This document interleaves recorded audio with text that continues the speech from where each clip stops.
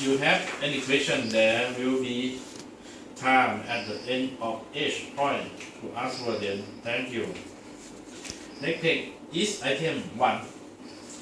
Okay, I would like to tell you about our audit objective. Regarding to ISO TS16949, the role defined must be remote audit in case the company have design function and oversee. IDT never have established a remote audit system before. I received idea for how to establish this audit from ISI Quality Top Management is Okita-san, and Okita-san has us a very good of how to establish this in the following way. So, to perform on this master plan for Okita-san, the schedule is as follows. 2014 audit Taiwan.